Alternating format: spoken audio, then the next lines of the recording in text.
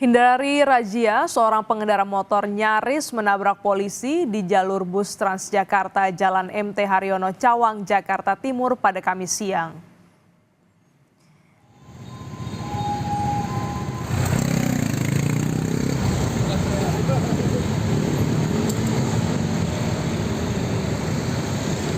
Pengendara motor ini sengaja berhenti di depan bus Transjakarta setelah melihat petugas gabungan menggelar razia Patu Jaya.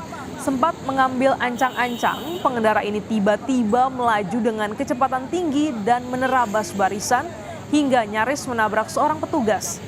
Puluhan pengendara roda 2 dan roda 4 dikenakan sanksi denda dengan besaran maksimal Rp500.000 karena melintas di jalur bus Transjakarta.